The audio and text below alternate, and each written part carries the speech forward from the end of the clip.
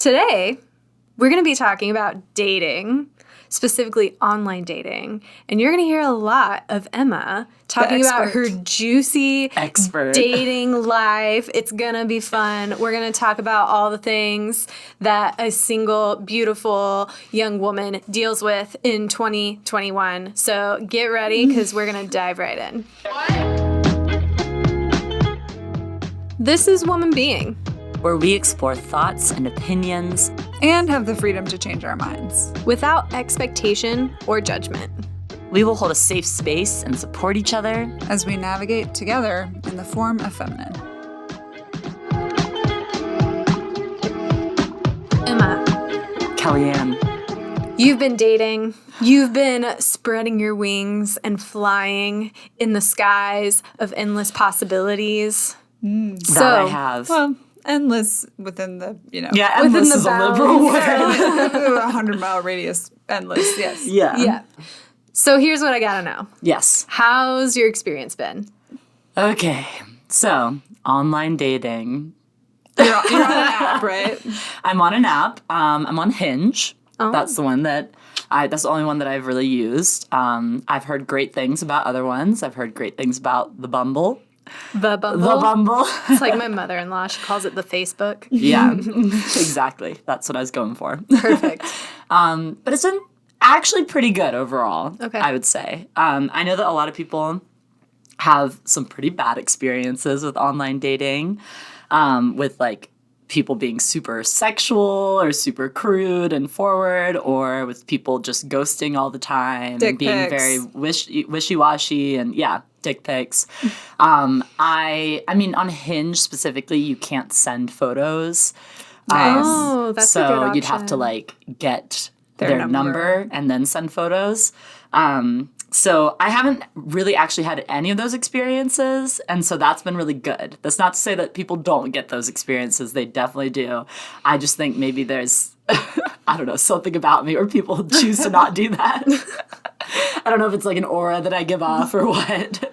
Like a don't mess with me. I don't know if it's like a don't mess with me or if it's that like the guys I wind up matching with are just not that type because maybe partly because I'm looking for specifically Christian guys, and so they like aren't being very forward like sexually and that kind of thing, or like aggressive in that way. I don't know. But one thing I will say so far is small talk over text with someone that you've never met before is kind of exhausting and very hard to do. A lot of effort. It's very like, what do I even talk to this person about? I don't even know you. So what's your favorite color? Yes, it's literally sometimes it's stuff like that. It's like, okay, it's like, what are you doing? How's it going? Yeah. How's the weather? I like pizza too. Yeah, no, I've literally talked about pizza. They're like, what's your favorite pizza topping? And I'm like, I don't really like pizza that much. Or like, sometimes you try to mix it up and like, I'll try to like play like a little game or something and give them like a would you rather type of question and try to like make it fun a little bit. Yeah. But it's definitely like, and so many guys are just so bad at texting. It's like pulling teeth. And you try to give people the benefit of the doubt, and be like, maybe you're just bad texting and you're great in person. And, you see. And has that been the case? That's been a big balance for me, trying to figure out how much to give people the benefit of the doubt before meeting them, and then also after meeting them. But like, I will say that I have found, and this is off of my own personal data, and this may not be true in all cases, but I have found overall that guys who I don't really connect with over text, I also don't really connect with in person. Oh, Okay. interesting. Which is a little bit surprising to me because I feel like text versus in person is so different. But I have actually found the people that I talk to the best on the app, I've gone on more dates with and connected with more And your data pool is like how large? How many guys? Not large. My data pool is, I should have counted this up beforehand. How many dates have I been on with different guys? I feel like you've been on quite a few. Like 10, roughly, maybe? Yeah, like somewhere between 10 and 15, I'd say. Okay. So far. And so, and those are all, like, unique dates with different guys. There's been guys that I've gone on multiple dates with as well. And so... yeah, within that data pool, that is what I have found. I got onto a dating app in March, and it is currently August. So it's been that long. Wow. That's crazy. Yeah. That feels like it went by so fast. Yeah, it really did. So it's been however many months that is. I don't feel like doing the math. You can figure it out. You guys are smart. So, like, I feel like online dating, a lot of people are really excited about it. A lot of people are really hesitant about it. Yeah. There's kind of the expectation of what it will be. For sure, stigma around. Lots of stigma. Yeah. But what I want to know is, have you been challenged in any preconceptions as you've waded into the pools, the deep waters of the dating world? The deep, deep waters. The deep, deep well. So I was very hesitant to online date. I think, we can flesh this out more as we talk about it, but I think one of the things that comes from church culture is this like stigma against dating in general. Mm-hmm. And so I have for a long time have had a lot of hesitation around even wanting to date, because in my mind it was like, well, on the one hand, I want to be independent. I want to be single because I'm a strong person. I don't need to have somebody else. Mm-hmm. And so I have that hand that says like, I shouldn't try, like if I try to date, like that's just going to be like, sort of consuming my sense of self-autonomy. But then on the other hand, from church things, it's like, well, you shouldn't be trying to date, like, just like let God bring you the person that you're meant to be with or whatever. And like if you are too like, if you're dating too much, like you're like not following God's plan for you or whatever. Yeah. There's like some of that in there as well. But my best friend actually like literally built my profile for me and made me get onto a dating app because she was on it and she was like, if I'm doing this, we're doing it together. Like you got to do it. It's a good best friend. Yeah. She's like, I'm going to hook you up. Yes. It's and all good. So she made my profile and I just sort of like started doing it. And I guess I like hadn't put that much thought to online dating in the sense of like how hard it is to do the small talk and that kind of thing. Mm-hmm. It always felt sort of like, oh, it feels like there's something, I feel like I'm actually kind of processing this as I'm saying it, but like, I think there's this thought that like, oh, if you have to resort to online dating, then there's something wrong with you because you weren't able to find someone in the quote unquote real world. Oh, wow. And so it's like, oh, you are, this is your last you're resort. flawed in some way. And so now you're desperate and you're going to online dating. But the fact of the matter is, online dating is so much more the norm now. Like, this is how you meet people, especially with, like, COVID and everything. How are you going to just meet people? Like, you aren't going out to bars and stuff. And also, people aren't picking people up at bars the way that they used to. Yeah. And people aren't picking people up at church the way they used to, which was actually, my past experience was only finding guys through church, which is a whole other issue. It's funny because as I started online dating, I started realizing how many people I know who also have online dated or are online dating or actually have success stories from that. Like, some of my closest friends from college are in relationships that they found online that are very happy. And then also like literally my dad is in a relationship from that he met this woman online, and they've been together for like 3 or 4 years now. And my grandma just got engaged to a man she met on Match.com. Wow. Your grandma. Yeah. Get it, grandma. And so like this is like not it's a tool that lots of people are yes, using. it's not totally part of our sort of digital world that we live in now. Yeah. And it's just another way to meet people. It isn't a like a thermometer of your value or your ability or dateability. Yeah. And so it's definitely been breaking down those preconceptions, and also has made me want to talk about it more. Like one thing that I say is that I've accidentally evangelized to a lot of people about online dating. Like I know multiple people that have gotten onto dating apps just because of me talking about it. Totally. And I'm like, I didn't really mean to convince these people to now online date, but now here they are because I've talked about it so positively and openly, and I'm like, that's great. Like, you're getting out there. Oh, but that makes so much sense to me, because I all of the stigmas that you just talked about, like those are things that I think everybody is thinking. You know, like I don't think that's unique to just you. I've heard multiple people express those concerns, and like and so when you talk about something that seems so scary, but you're like, oh yeah, no, it's actually like kind of great. Like, it's super useful. It's a great tool. Like people are like, oh, really? Like I think it's because of y'all that I got a menstrual cup. And you guys weren't trying to convince me to get a menstrual cup. You were just like, you guys, not you guys, Kelly. You're like, this is amazing. It's the best experience I've ever had. And then I had other friends who talked about a menstrual cup and how great it was. And I was like, okay, I got to figure out this menstrual cup. And now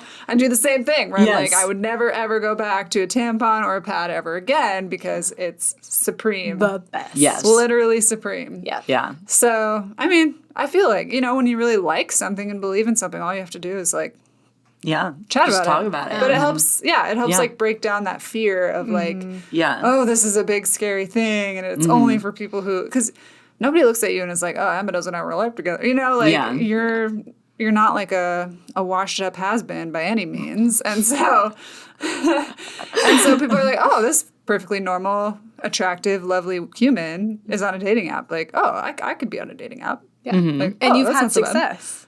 Like you've been on great dates. Yeah. You've met some great people. Exactly. You've been asked out. You've had, you know, like it's not like you went on and never found anybody, you know? Yeah. Yeah, exactly. It's like, it's interesting because I think that online dating can really mess with people's heads in terms of like self-worth and value and things like that when you get ghosted or feel like you aren't getting any matches. And there's definitely like, I've found sort of like dry spells and then like surges of all of a sudden I'll be like, I have like 5 different guys I'm matching with right now and trying to talk to all of them, and this is insane. And then it'll be like, there's no good guys for weeks, months. You're like, nobody loves me. Nobody's here. But in some ways, it also is a little bit of a boost to like your like confidence, because it's like, oh, these guys like me, which like you should not be getting your source of self-worth from whether or not a guy likes you, but it never hurts to like, you know, hear that someone's interested in you or that someone thinks that you're cute or beautiful or whatever. Like, obviously that's nice. Yeah. So, yeah, that's been interesting too. It's like there's the give and take in that, in terms of like where your value is at. Yeah. Kind of a mind trip. Yeah. I can't imagine like that, like dance, you know? That's why I kind of... any idea what that's like. Yeah. I mean, I remember like some from my younger years, like a little bit, but definitely not to the extent that is the current like dating experience. But respect, man, mad respect. So as you're like navigating the world of dating, yes, you've mentioned a few times like trying to find like Christian guys, but not like too Christian, like not crazy Christian, just like Christian enough, you know, like just the right amount. We of want Christian. it like a medium rare steak, but you don't eat steak, so that's a terrible example. But how, like, what is that experience like trying to find people that have the same values as you, or that at least match up enough to where it's like, oh, we can have good conversation and, yeah, you know? That part has been a little bit rough. I think part of it is the pool that we have here in Redding, California. There's a specific, type. There's a that lands specific here. fire in God's eyes type. I will say that I have X'd many profiles that are just photos of a guy with a dead fish or a guy with a dead deer. Just their hunting pics, and that's it. And they're like, or they'll say on their profile things like, don't go on a date with me if you're a libtard.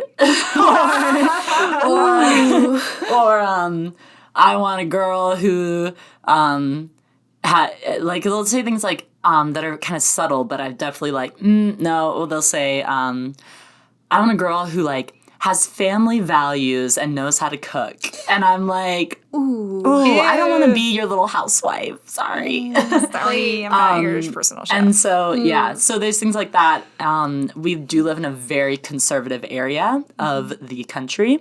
And so I think we are in California, people. You wouldn't believe it. Yes, but it's like a unicorn of an area. Is. We call it Calabama. Yeah. Yeah. So, and be warned. If you think you're coming to Northern California for one thing, think again. That's all I have to say. Probably not. Yeah.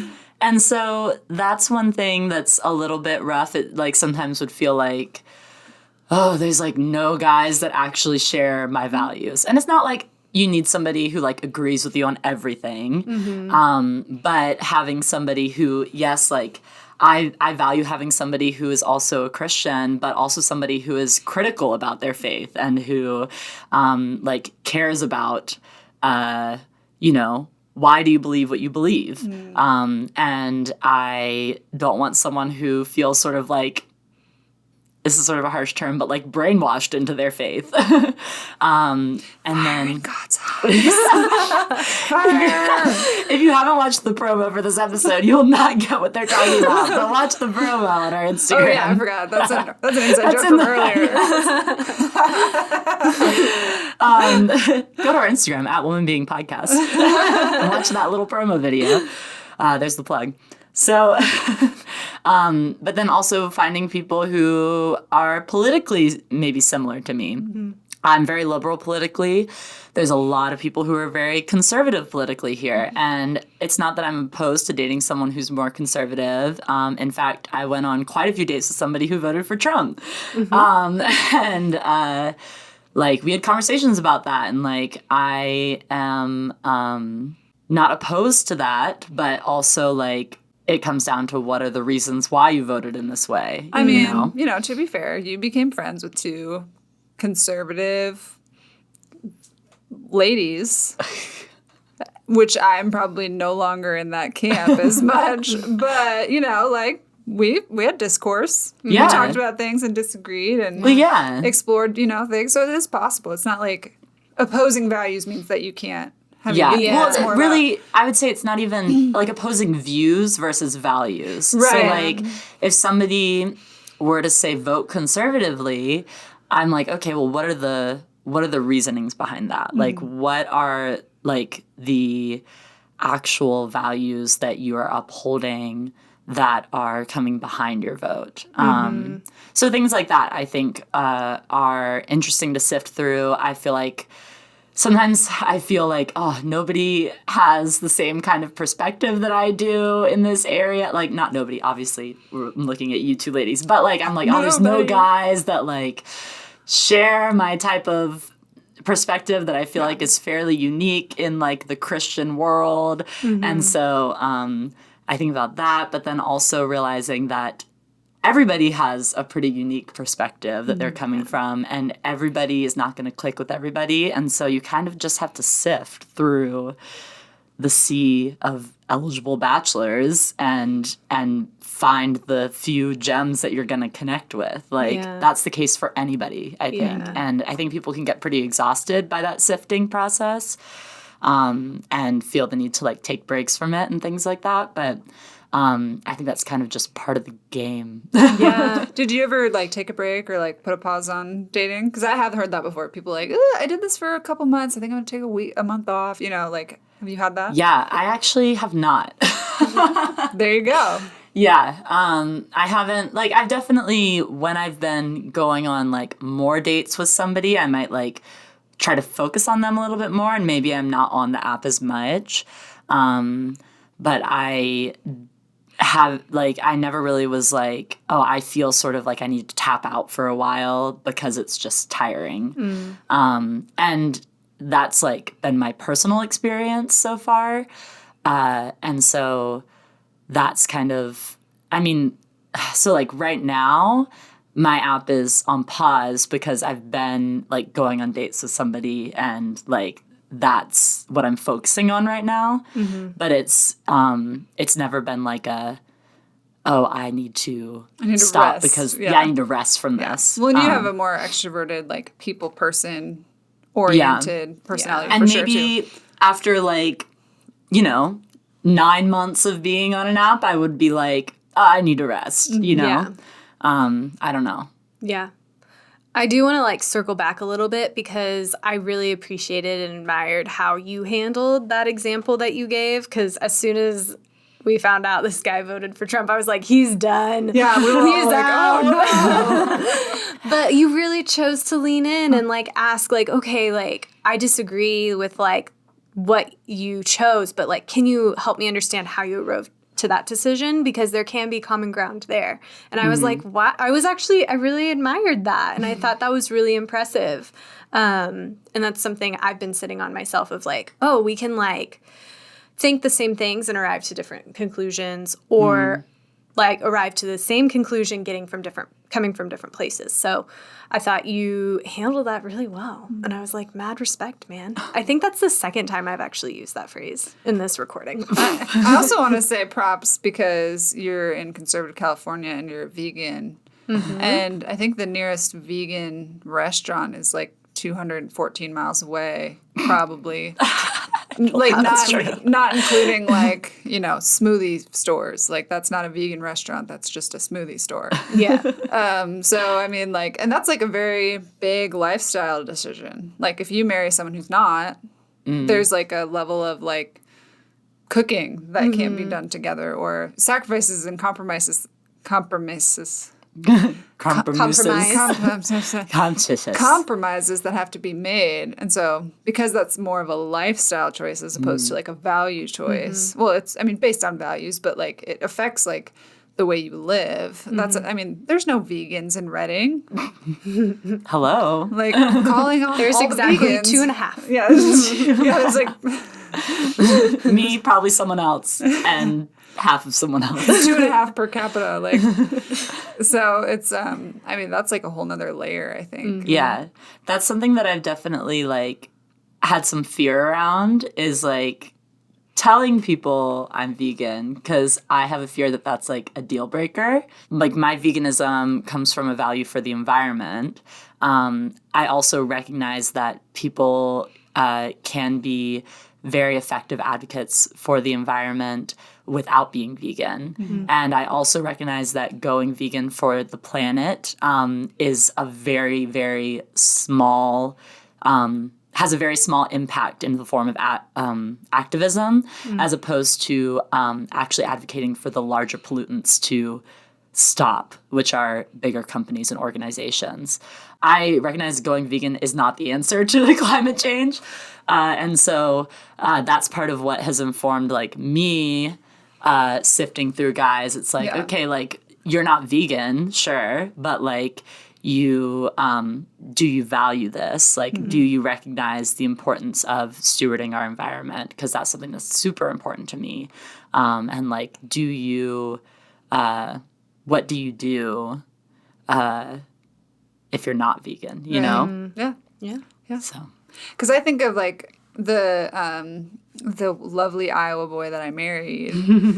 And, I mean, we grew up together because we were married so young. And we're very different people now, and I love that we've grown together.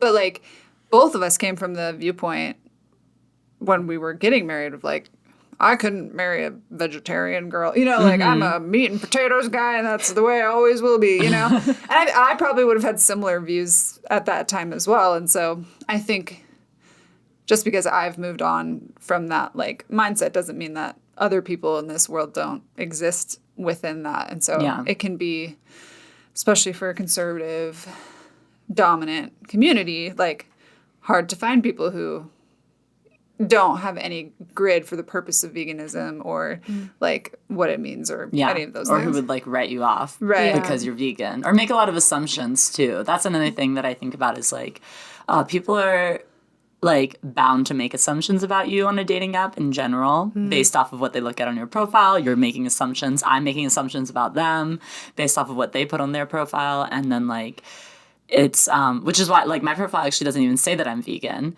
And so it's definitely like a scary moment when the veganism comes out or even just when different things come out in general or when they find out about the podcast and like when they listen to your sexuality episode. Yes. Or and like and they hear like being on the podcast, like there's so much where someone can really hear me talk about things without me getting to sort of be the one communicating those things to them, which is a whole interesting other rabbit hole of feeling sort of like, oh, I'm putting myself into the public and this is accessible to people and they actually don't have to give that same vulnerability back. Right. So they can hear all that I think about all these different issues and I don't get their input. They just get to listen and then make assumptions based off of that. Yeah. So that's true. And then, like on a podcast, although we do our best to have a conversation about things and play devil's advocate and like show different sides of an issue, it's not a conversation. And it's not the same as like asking questions and trying to understand where somebody else is coming from and, you know, digging deeper. So, you know, I can say something on this podcast like, smash the patriarchy, and you can make a million assumptions about what that means without actually truly understanding my heart or the purpose behind what I'm doing, or especially if you haven't listened to all of our episodes, which, I mean, there's like probably 60 hours worth of content you could listen to at this point. So it's like, or more. Probably so more. It's like, you know, you're not going to get like a full picture of a person. And that's not even including the fact that we are filtering pieces of ourselves. Yeah. We're not just like broadcasting our whole vulnerable heart to the world all the time. Yeah. Yeah. Like, what has it been like coming into the dating world with a purity culture background, with a church background? How has that been? What mindsets have shifted, if any? Give me all the deets. All the deets. All the dirty deets. It's interesting. So to give a little bit of background, I, before this online dating escapade that started in March of this year, 2021, I had only ever met guys through church. And I hadn't ever like gone on a date with somebody that wasn't my boyfriend. So basically you like become really good friends with a guy and you like talk all the time. And then they're like, I like you. Do you want to be my girlfriend? And I'm like, yes. And that was very oversimplified, but you know, so that's the way it had always been. That sounds pretty accurate. And then, I mean, and also I haven't dated at all in a very long time in general, like 7 years, kind of long time. So there's like been a big gap of time, and then also a lack of experience that I think partly comes from purity culture, because on the one hand, I feel like the church is kind of like, you should meet someone at church. You know, like it's like you need to meet someone at church and they need to be part of your church community and share your values and da-da-da-da. And sure, like it's great if you go to the same church as somebody, but I think that sort of turns the church into this weird dating pool that people are trying to pull from, that where you sort of like objectify and commodify the other people around you and looking at everybody as a potential mate. And you just went there. There's so many issues with like girls in the church, I feel like, especially, who feel like they just get asked out all the time by guys in the church because the guys are like hungry for a wife. Have to find a wife. And I have friends who have had experiences like that where they just feel like exhausted by church culture and feeling like they're sort of it's almost like predatory in some ways. And then you aren't really connecting with people of the opposite sex or of the same sex if you have that type of attraction, then like, because it's always like, well, would I date this person? Could I date this person? Da da da. Totally. Like, they go to my church, so we already have that ticked off. We have that value, so we got to see like every friendship is a potential relationship, and that's just not healthy. Totally. And so I think there's that coming out of, but I also think that there's just like this whole idolization around being in a relationship that comes from church culture. And so like I've often bucked at that, like I mentioned, and feeling like, oh, I don't want to idolize that, so I'm just going to reject it altogether.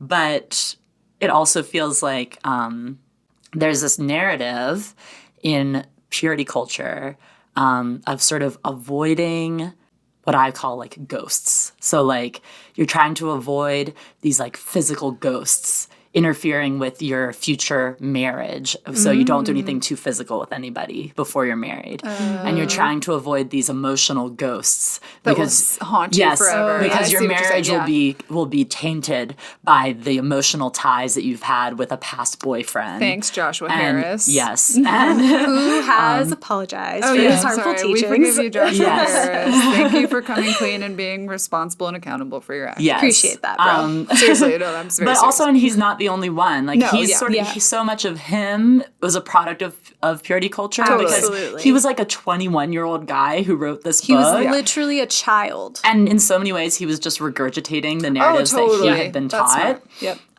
And so I will give him the benefit of the doubt in that. But so there's this idea of like not having these ghosts, and I think that's bred so much toxicity and people actually winding up pressured into staying in abusive or unhealthy relationships. Yeah. And then having unhealthy marriages because they're like, well, I've already invested so much in this person emotionally, or we've already done this much physically, so like we have to get married, or else I will have these ties forever. Yep. If I try to marry somebody else. Yep. And at the end of the day, instead of walking around afraid of these emotional ties or these physical ties, because I will say those do have an impact on your future relationships. Like my past relationships will and do have an impact on people that I date now because it's impossible for it not to. Just like past friendships have an impact on your current friendships. Well, and I feel like that's one of the issues with purity culture is that it overemphasizes these ghost ties with dating relationships, but doesn't emphasize even in the slightest your relationship with your family or your friends or close acquaintances or work people or people in authority. And it completely avoids the discussion of like other abusive, traumatic, toxic relationships that exist. Yeah. And it's actually like nobody is walking around like, ooh, I'm afraid that this friend is going to, like abandon me and then I'm going to have these emotional ties to them and it's going to affect my marriage. Yeah. But in reality, all of our relationships are going to affect our future relationships. For no matter what. Like that's the way it is. That's just life. Yeah. That's just like it's not because you dated someone and kissed them one time that like you have baggage. No. Like part of life is that you get hurt sometimes. Yes. Things happen. And that's okay. Instead of walking around afraid of it, we should be mature humans and like at this point, mature adults and figure out how to work through those things and how to handle them rather than being afraid of them. Pay attention to warning flags, understand how to like, cultivate healthy relationships and avoid toxic ones. It's like it's not because you held someone's hand in third grade that, like you've now damaged your entire future life situation, And I mean, I also feel like the examples that you're using are very innocent. Like those are things that even purity culture condemns those. But I'll also say just because you like had sex with somebody. You just straight up had sex. That is okay. Yeah. It's okay. You can still move forward and have healthy relationships. Absolutely. And I'm going to say also it's very probable that you having,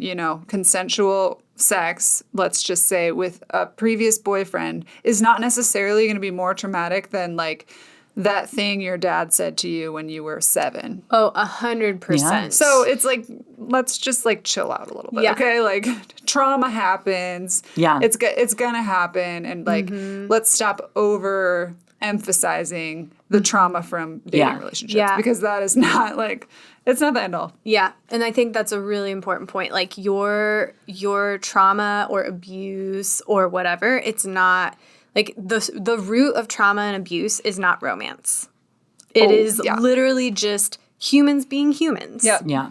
And so it's going to happen. And this idea of like, oh, well, I'm like a dirty lunch bag because I did something one time, or a bruised piece of fruit. I'm like, you are a way more resilient human than that. And actually, like, you get the opportunity to like work out that trauma or work out that pain. And like your life, God, the universe, whatever, is so kind that it will bring you the opportunity to heal from those things. Yeah. Well, I also want to say, too, not every relationship is going to be abusive and traumatic and sad. So, like, some of them will be good and positive, and maybe some dating relationships will actually help you develop a sense of self-worth that you didn't have before, even if it doesn't work out long-term. Yeah. Maybe some relationships are going to, you know, give you confidence that you didn't have before because you thought you were undateable, and then somebody dated you, and it didn't work out, but you know what? Now you're out there. So, like, there are good things that, like, human relationships can do, and I just think, like, let's just slow our roll a little bit when we talk about, like, the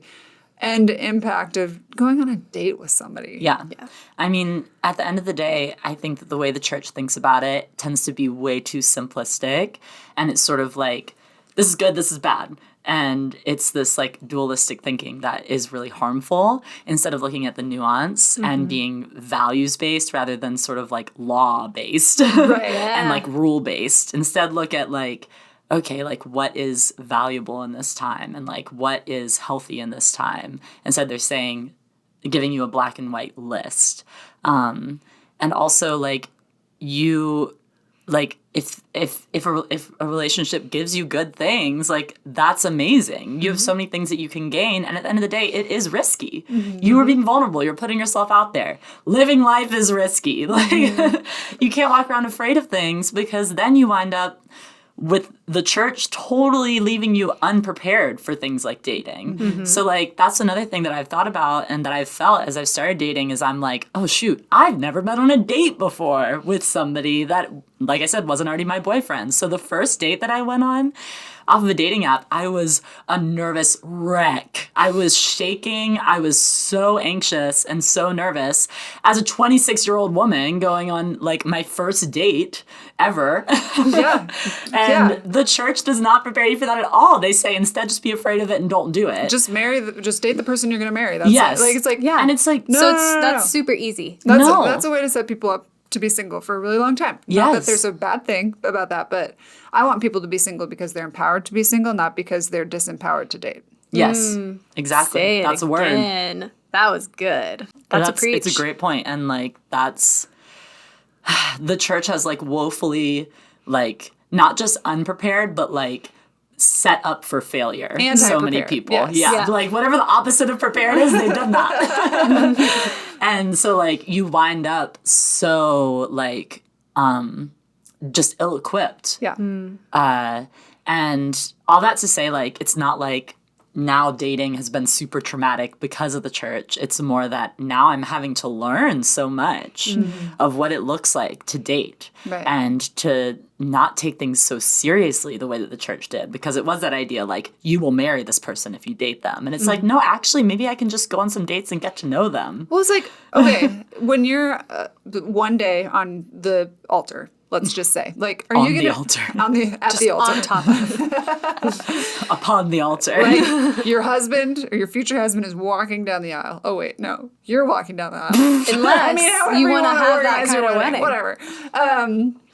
This is happening. Like, I highly doubt you're going to be thinking about that one time you went on a hike with that one guy that you never dated again. Yeah. Like, not. No. Sometimes I forget their names. I'm like, I don't remember who that was, honestly. Like, the stakes are so low. It is so low stakes, genuinely, just going on some dates with people. I actually sometimes forget the name of the guy I went on a bunch of dates with.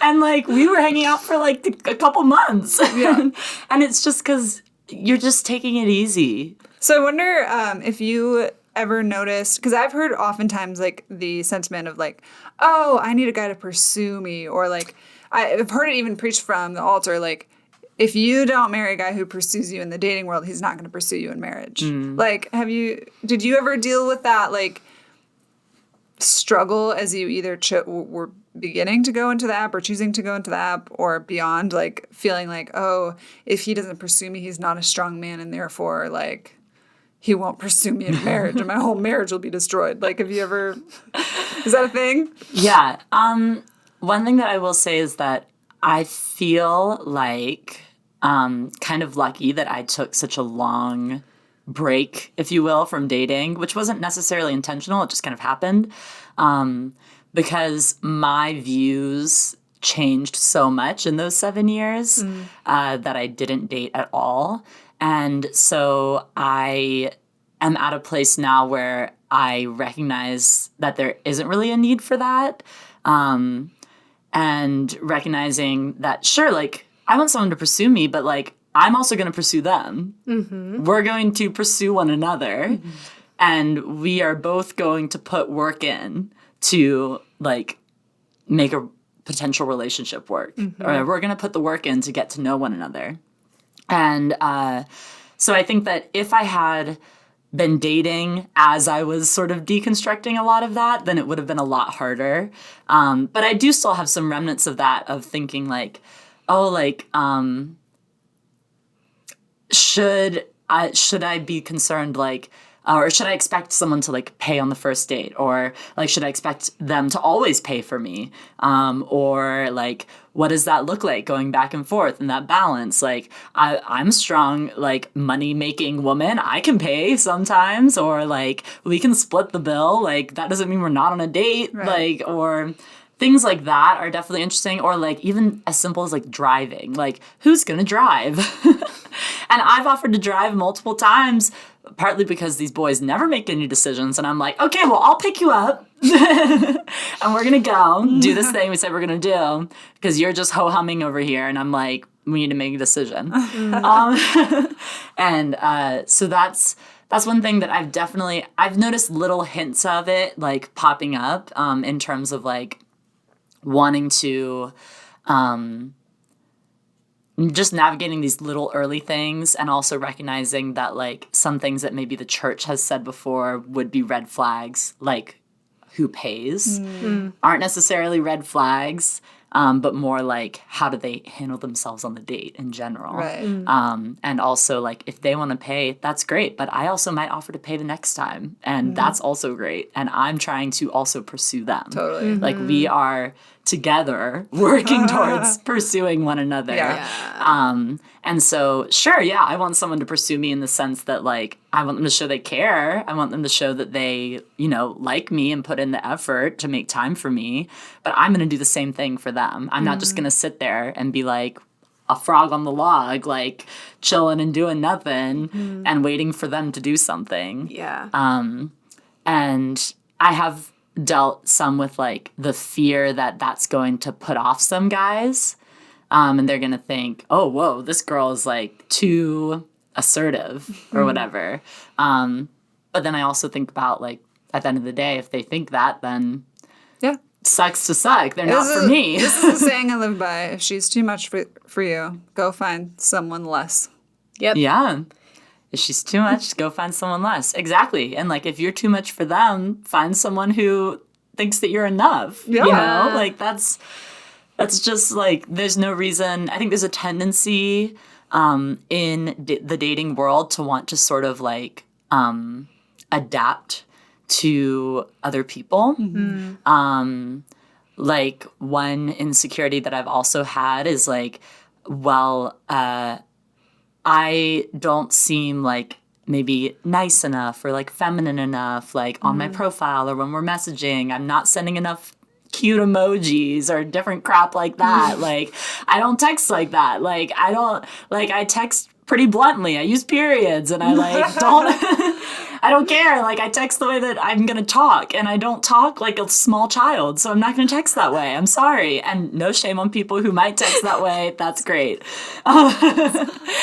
But I just, like, I think I get frustrated in feeling like this balance of being afraid that I'm going to seem, like, unwelcoming maybe, or like unattractive because I'm not being like gentle and feminine enough. But I'm also like, why would I adjust myself to be that way when I'm not that way? Otherwise, I'm just going to spring it on you another time and you're going to be and they're going to be so totally surprised. And we're not a good match anyways. Like, I don't want to adapt just to get more dates with people. Yeah. Like, I want to find people that I genuinely click with and connect with now in the way that I am, and who like me for the way that I am, because this is who I am and this is the way I'm going to be for the rest of my life. So I'm probably going to quote that.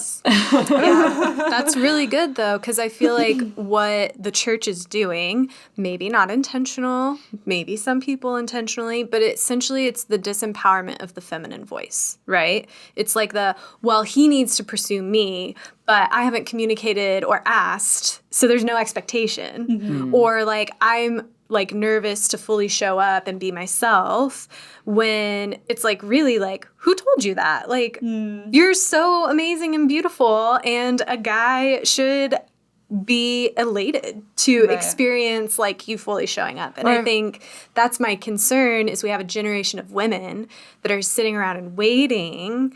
And it's because the church has made them believe that their voice doesn't matter, or that, this idea that, like, if your man doesn't pursue you before marriage, he won't pursue you in marriage. I'm like, what? Like, where is the woman's voice in that process is my concern. Also, what does the church have to say about guys who are super great dating and then aren't great husbands? Like, it's just like, because that happens so too. many instances I've heard that story so many times of like, oh, he stopped dating me after we got married. Like, okay. Like, so maybe dating isn't an indicator of marriage always. I mean, it is in some ways, for sure. So I guess I'm not trying to say you're going in blind either way, but I'm saying, like, things change when you get married. Oh, totally. Yeah.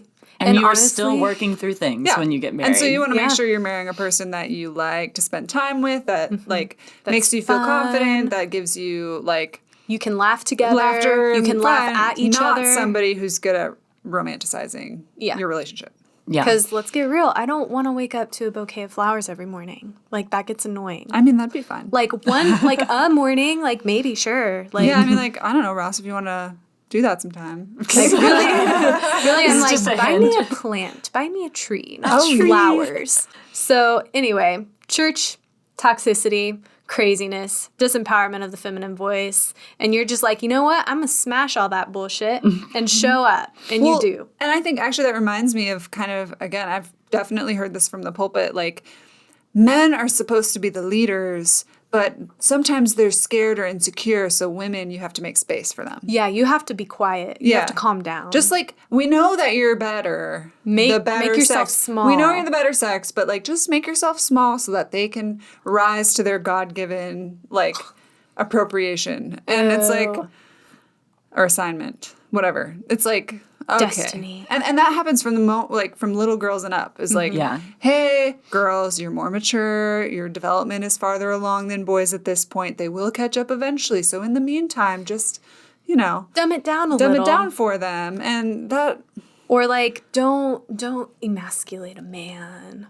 That's the worst thing you could do, is emasculate him. I'm like, I'm sorry. I didn't know I was in charge of keeping track of that for him. I didn't know that I was keeping the like masculinity barometer healthy. Like, that doesn't feel like my job. No. And actually, like, if these things are true, if women are actually more mature and actually the better sex, then shouldn't you let the women come alongside the men and show them how to be more mature? Yeah, don't bring yourself lower. Show them how it's done. Yes. Like, shouldn't you be an example? If this is true, shouldn't you be the example? It's hard to put a binary on that for me and say, like, well, this is the better sex or whatever. I'm not saying that women are better. Is that what I'm saying? Yeah. I think that the church uses that as a way to make it okay to demean women. Yes. Yep. And so the thought is, if you're going to use their logic, then really you should have the women do more in the relationship, because the women sounds like they're more capable. Yeah. Sounds like he can do the mindless chores of, the laundry and cooking. Well, you go figure out this world. Yes. But the thing is that the church doesn't give room for that, like, co-laboring that you really should have, for that co-pursuit. And there's this idea that like the woman should quiet herself so that the man can step up. But how can the man know how to properly pursue the woman if she's not advocating for herself? He's not a mind reader. Like, you are supposed to be getting to know one another, communicating with one another, and like figuring each other out, you know? You're in this like dance as you are working towards something and building something. It's not the woman sits and like is there while the man figures it all out. That's not fair to either party. Nope. That's a lot of pressure on the man, and that is a woman not being given space to rise to her full potential. So really, they both lose out. Yeah, because you're essentially hiding the bar, like the goal line. You're essentially saying, we know that you're great. I mean, again, this is all in the church's logic, but you're saying like, okay, women, we know you've got it figured out, but let's like pretend there's not a standard. So we erase the goal line, you know, so that the guys don't feel like they haven't arrived yet. And then, so like, what are they supposed to aspire to? Yeah. And like the thing is that just like allows so many men in the church to just carry on in their unhealthiness. Like it allows them permission to just continue like not self-reflecting, not trying to further and better themselves, not trying to grow. They sort of get stunted because so much of the church says, okay, you know, get through high school and then you get married. And you like go from living with your parents to living with your wife, and your wife just becomes your caretaker after your parents were your caretakers. And like maybe you went to college in that too. And so during that time you weren't really fully independent. And so you've actually never been independent.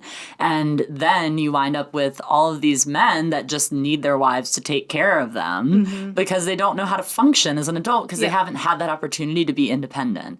And it's not to say that there can't be really great, healthy marriages that come out of young marriages or anything, or like people who haven't lived on their own before. But I think that the church like breeds for that to be abused so much. And there's so many people that I know or that I know about that have really unhappy marriages because of this specific equation that the church has touted as the only way. Well, and I want to clarify too, that's really good, Emma. We're not saying all men are immature babies who, because women have not been allowed to rise to the occasion, are stunted in their growth and both. So this is clearly like an overgeneralization, but essentially the point of what we're saying is to illustrate what the church is setting people up for. Yeah. And that is not for success. It doesn't mean that the individual is judged on this level of what we're saying at all. Because there are plenty of wonderful, strong men out there who have done the work, the inner work, and there's plenty of women who have done the inner work. But I think the saddest thing for me is that there's lots of women who are trapped in being small, and there's lots of men who are trapped in not being held accountable. Yeah. Well, in my experience, where I'm from is like Midwestern / a little bit of South. Southern. And they're men in the community I came from, they don't know how to take feedback. They actually can't take feedback. Any criticism is not welcome or received well. And there's just this culture around, well, the man kind of has the final word. And he's right even when he's wrong. And if he makes a bad decision, say, for the entire family, the whole family is going down because of his decision. And we're actually never going to talk about why the family might now be in this terrible situation. But he's the leader, so we have to not say anything because, you know, he's supposed to learn from his mistakes. Yeah, but you're not going to talk about the mistakes. No, yes. Because, you know, yeah. Like David. You're supposed to just be supportive. Yeah, you're so supposed to be supportive. And like David made terrible mistakes, but he was still the man of God and after God's own heart and blah, blah, blah, blah, blah. All that stuff. And it's just like, oh, that's just so much bad. So much bad. It really is. And I mean, it makes me think too of one thing that I've had to confront in myself in this dating exploration is like, what things from like purity culture are like, what things are things that are genuinely bad, and then what are things that I'm like sort of bucking at that aren't necessarily bad. So for example, being supportive of somebody is something that I like, I'll think like, oh, like I want to be supportive of you in this pursuit. And my first instinct is, but I don't want to be the submissive little like support wife. Yeah, supportive wife or whatever. And obviously I'm not a wife to any of these people, but like I don't want to seem like I'm belittling myself, but like it's also okay to like want to be supportive to somebody or want to do something for somebody. Like that's another thing that I have to grapple with is like there's certain stigmas that I have attached to the idea of like this woman who serves her spouse. And so then it makes me not want to serve a man in any way. But actually, like, we can serve one another. And that also could look like sometimes I'm doing more or sometimes he's doing more, like in whatever, whatever season of life you're in. And so I have to grapple with that as well in saying, like, there is value in, like, serving somebody that you care about and in being helpful or being supportive. But how do you do that in a way that doesn't bring in those toxic elements that come from church and purity culture? Yeah, that's good. Yeah. So then we kind of addressed this, but what has your process been as you've kind of unraveled and unlearned some things as you navigate these situations, make choices on how you're going to show up, what you're going to participate in, what you're not going to participate in? Okay, so let's talk about the physical with this. So get it. So, a big part of purity culture is what you do with your body, right? It's a huge part of it. There's so much, in fact, probably an overemphasis on what you do with your body and not really even talking about what you're doing with your heart in purity culture. But coming out of purity culture and being in a position where I had never done anything physical with anybody that wasn't already my boyfriend, that has been an interesting thing to navigate because I'm coming from a very shame-based mindset around physical intimacy. And coming, I mean, just lay it all out there. I keep thinking about how guys might listen to this, but who cares? We're just saying it all. In the last, like, relationship that I had, which was 7 years ago, as I've said many times now, he is the only person that I had ever kissed. And it took 9 months for us to kiss because I thought I was saving my first kiss for the altar. And eventually we did kiss. And now I, like, and coming from the position of like when we would kiss, we would make out, maybe have some heavy petting or things like that. And it was always so shameful. It was so shame-based. And it would turn into breakdowns and tears. And it would turn into him being frustrated and annoyed. Even though we had set up these boundaries and agreed upon them, it almost felt like I was disappointing him because I wasn't willing to do more physically. And there were all these things. Coming from that very like turbulent type of situation to now emerging out of my cocoon back into the dating world after 7 years of incubating. Yes. I am navigating what does it look like to navigate physical intimacy with somebody without this shame attached. And so it's hard. Like, how do you put up boundaries and sort of know like what you feel comfortable with in a situation where you aren't really feeling shame around physical intimacy anymore? And one thing that has been great about my like deconstruction process is that I've found now as I have been physical since I've been online dating is that I don't feel shame around things that I do with a guy. But is sort of like, okay, now I have to reevaluate, like, what are my lines? What are my boundaries? What are the things that I think are okay? Or at what stage of relationship do I think it's okay to do different things? And like, what does that look like? Because I'm sort of reanalyzing all of that and questioning it, whereas before the church had given very specific rules. It said, this is okay and this is not. This is where the line is drawn. And so that's very interesting coming out of purity culture, and it's definitely something I'm still working through. It's also very interesting to be working through all of that while also reading the book Pure, which, plug, we're going to be reviewing Pure on the podcast. So give it a read. It's Pure so good. By Linda K. Klein. It's a book all about purity culture, and it has so many stories about women and the way they've been impacted by purity culture, and reading that while also navigating what does it look like to be physically intimate with somebody that I'm dating is making me question a lot of things and is making me, just take second looks and third looks and fourth looks and realizing, like, what does it look like to feel safe with somebody and be physically intimate? Like, what does it look like to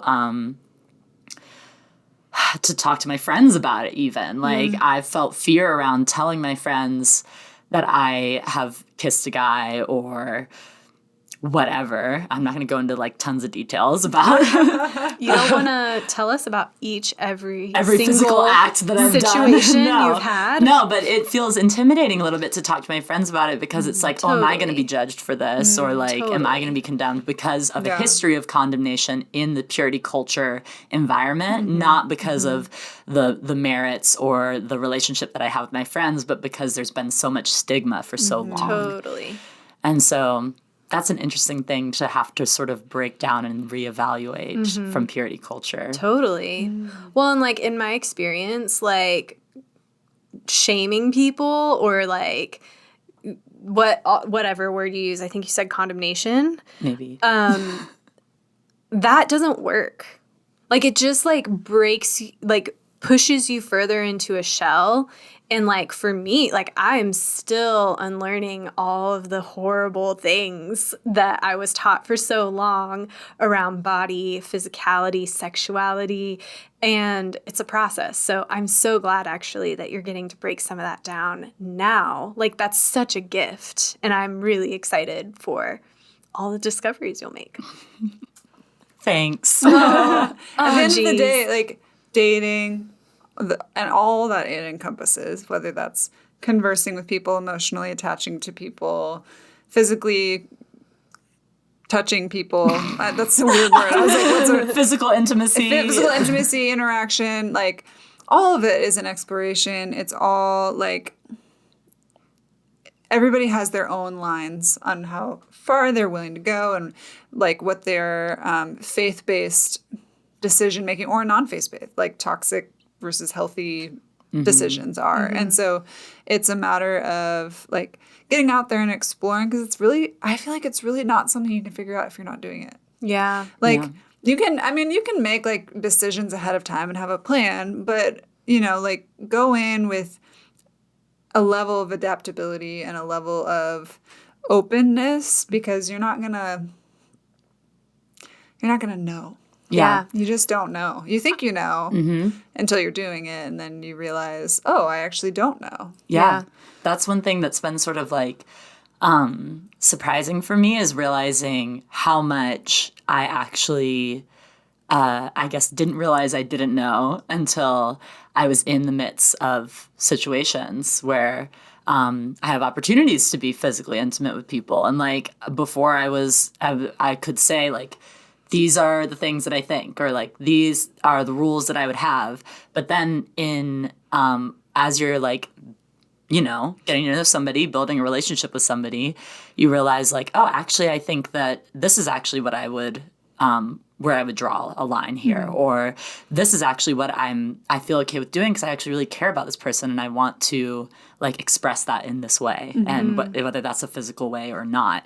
And so I think that's one thing that's been sort of surprising to me, especially because I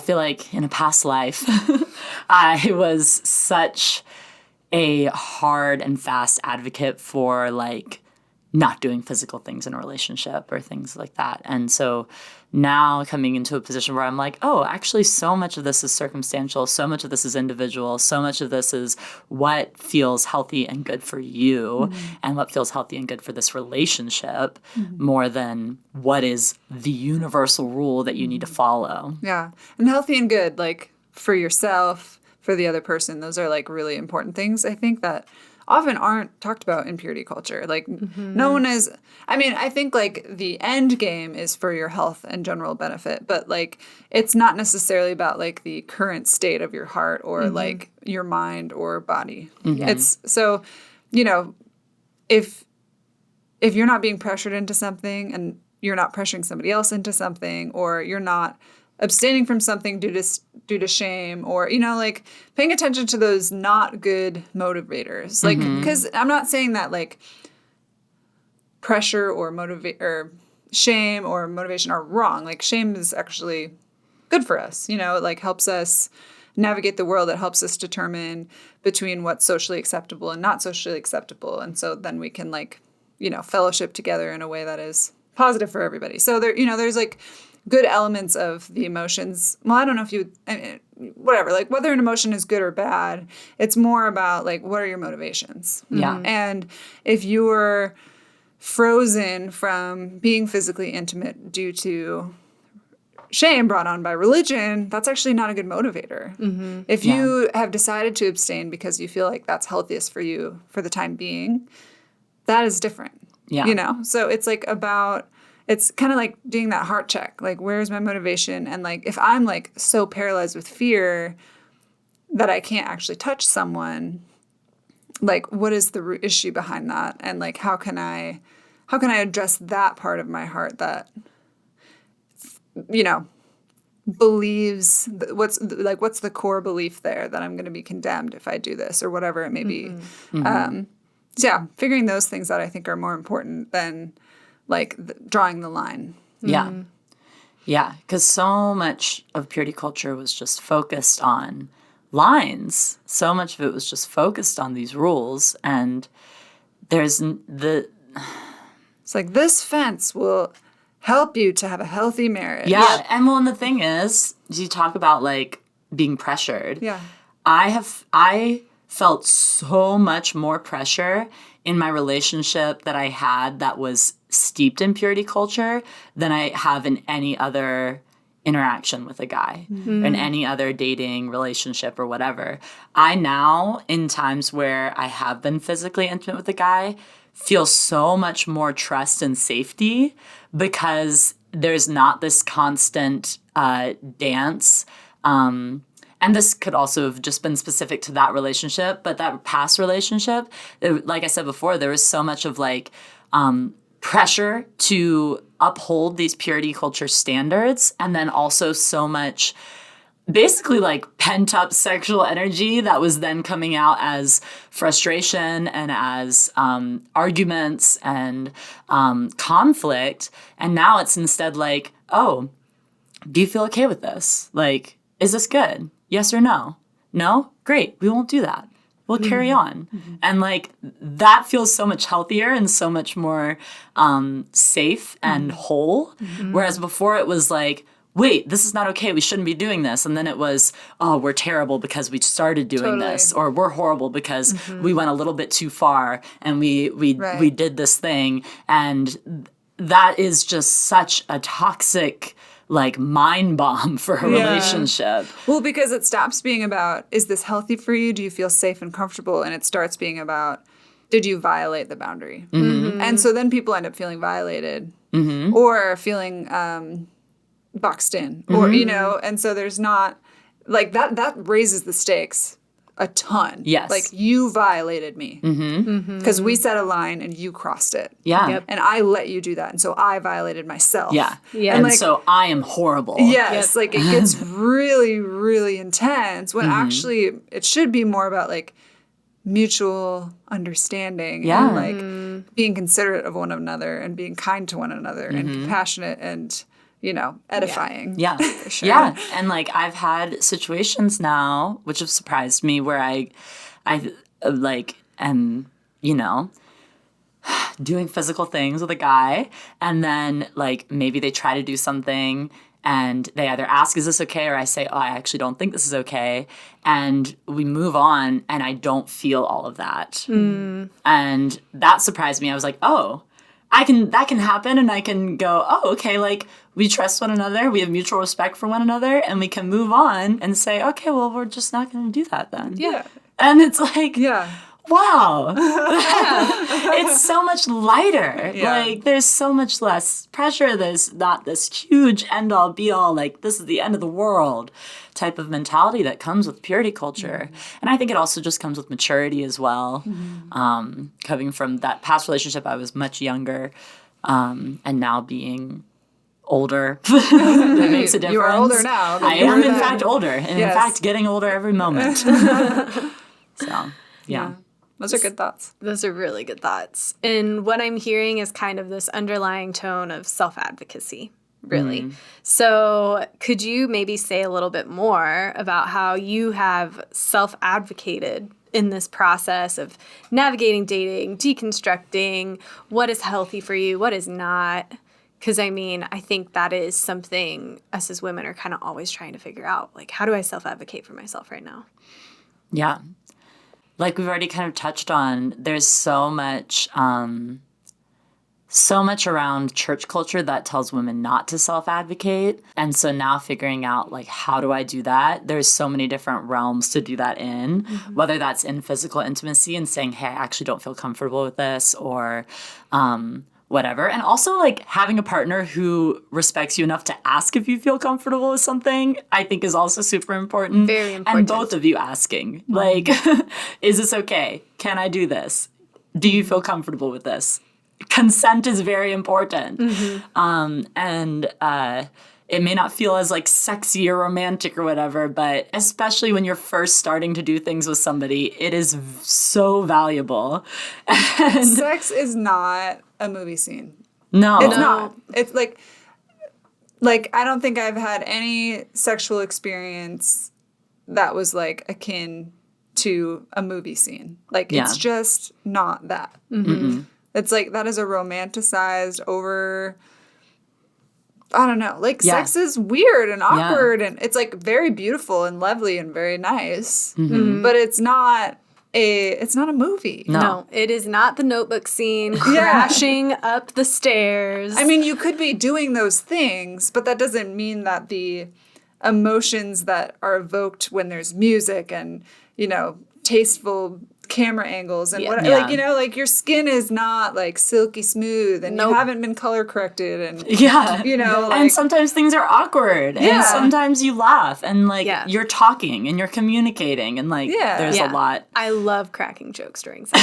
It's actually one of my favorites. I actually laugh a lot during sex. Do you? Yeah, I like laughing is a good thing. Not all the time, but like laughing is a good thing. It's laughing funny. is a happy place. Yeah, absolutely. So I think that that's one thing is like advocating in terms of consent. Has been very important. And I think that that was something that wasn't even fully on my radar before, because so much of it was like, well, we've drawn these boundaries and these are the lines and we just have to adhere to them. And like, that's that. Like there was no concept of like formulating what does consent look like between these two people and how are you going to communicate with one another and like all that jazz. What kind of things can you say or do to help build trust between you and another person? Yes. I think the other things of like advocating for myself in terms of just like being assertive as a woman is another thing that I think is super important in self-advocating is being like, hey, I want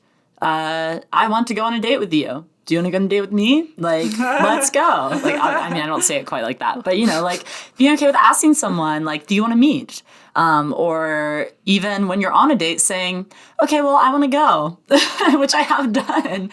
I've said, well, I'm going to go now. Like, it's nice to meet you. And we carry on.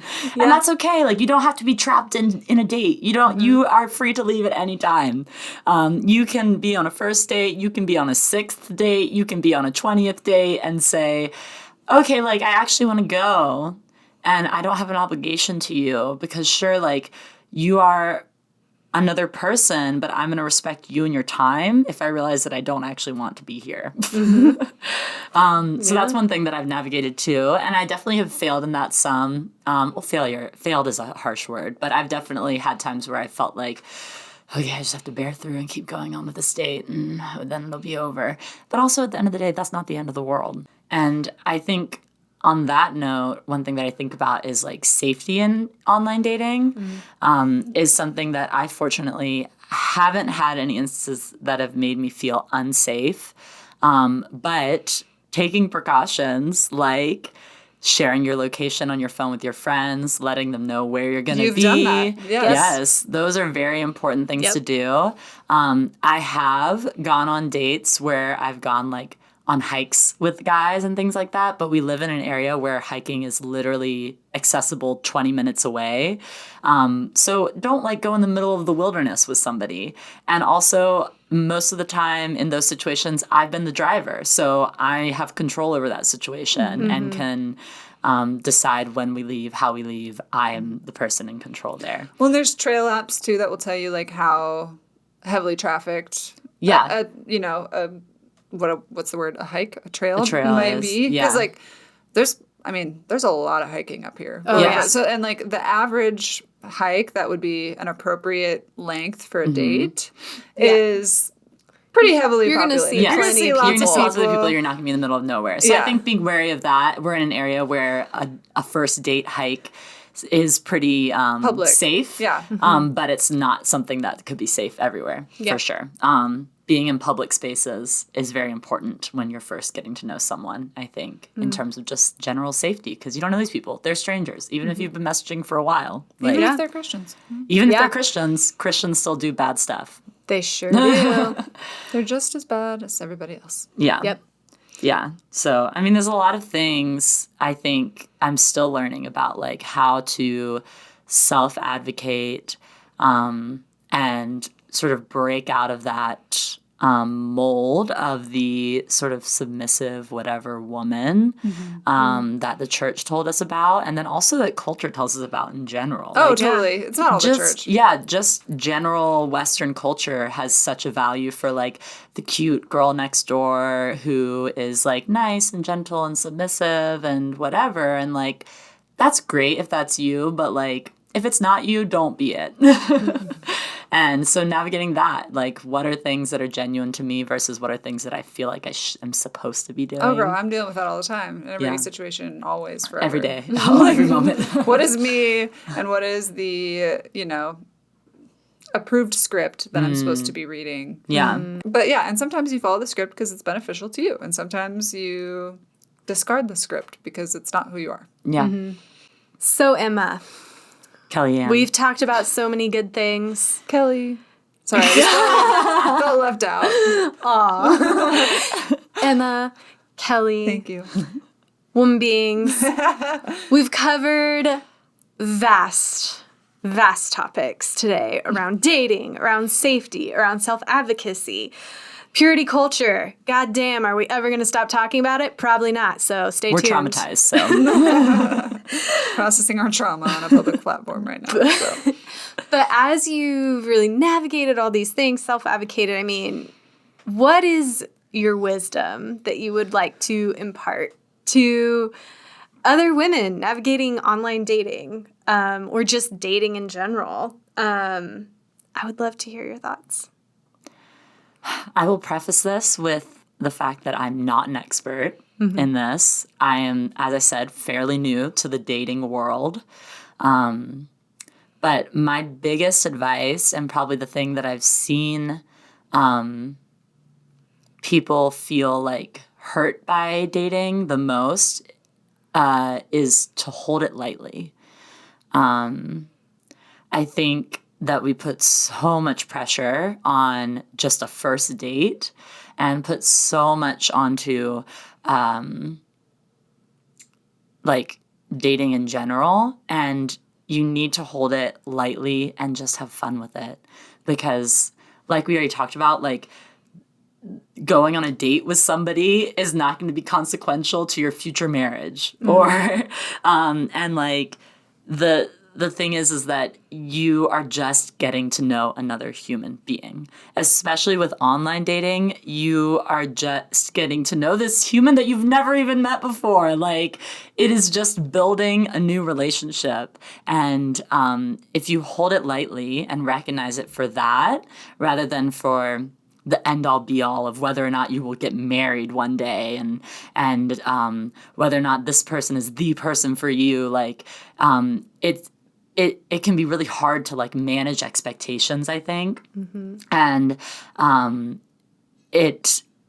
I know that all these things are easier said than done. I know that like you get emotionally invested in things.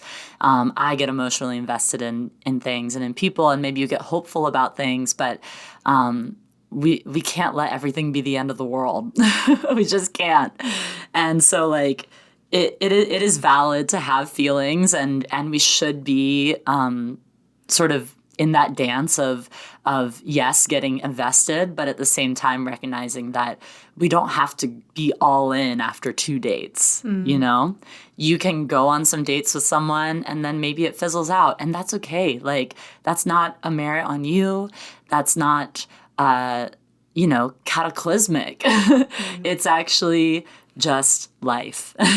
And I think the church has taught us so much about how to put all this pressure onto it, and you actually can hold it with an open hand and instead say, hey, this is a great experience, this is an opportunity, and you get to do so many fun things. Like, I've done things in our city that I wouldn't normally do because I've had to be creative and come up with dates to do. Like, I've gone to like exhibits that I wouldn't have gone to otherwise and had so much fun, or gone disc golfing, or gone on hikes that like more hikes than I probably would have gone on this summer because I was going on hikes with these guys and like trying to get to know people. And it's really fun. Like, you get these experiences. And I've found myself do this, and I know a lot of people can have the tendency of like, oh, like I feel like I've wasted this time because I spent this time getting to know this person and then it didn't work out. Or I did these things and like now they're tainted because I did it with this person. And I think that it might feel like that right at first, if maybe you've gone on some dates with someone and then it fizzles out and you're like, oh, well, now I hate disc golf because we went disc golfing or something. Or maybe you just hate disc golf. Yeah, maybe also that. But you actually can, I think with even just a small amount of time, look back at that and go like, wow, that was super fun. I got to have this experience. I did something that I wouldn't normally do. And also I got to know somebody, and like getting to know people is so beautiful. Like, that is a privilege that we get to know people. And in some, like, this is going to sound so like ooey wooey, but in some ways I find it very spiritual. Like, you are knowing more of creation. Like, you are seeing more of pieces of this God that we're made in the image of, you know, like, that is beautiful that we get to experience that. And even if they're super weird and they go on and on about the fire in God's eyes for you or something, or if they, live with their parents or whatever, you are still getting these beautiful pieces of humanity. And I think that's incredible. And it's such a cool opportunity that single people have to go into the world and experience more of it through humanity. Wow. Well, there it is. That's good. There it is. It's good. I say, like, with online dating, you don't know what you don't know. So if you're afraid of it, or you've heard bad things, or you have similar stigmas that are bad against it, it might be for you, it might not.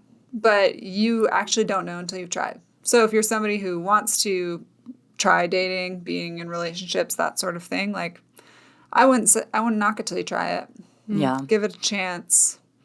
If you're, like in your church group and the 3 guys out of the 17 girls are, not asking you out, you got to put yourself out there if that's your goal. So Yeah.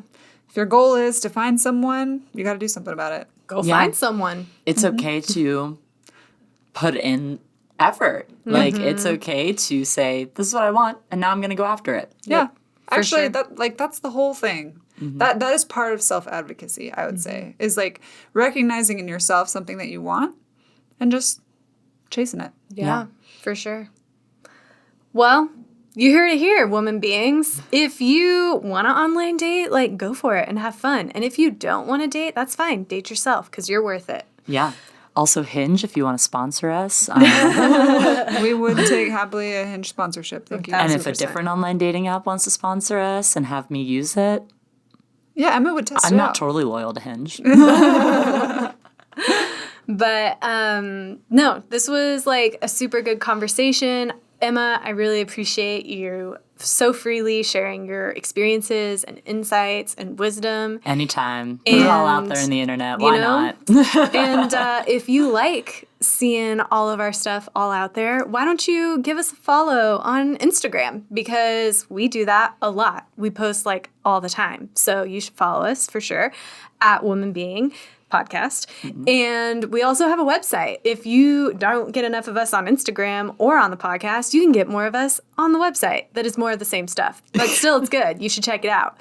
It is www.womanbeingcommunity.com. Wow, www. Yeah, she put some W's in there. www. I haven't heard that in 7 years. I know. You're welcome. Again, another thing you can find exclusively at Woman Being. So, You're welcome. Ladies, thank you for your time today. Thanks for the combo. Kelly Ann. And you know what? We will catch you in the next episode. Talk to you later. See you next week. Bye. Bye. I was just like...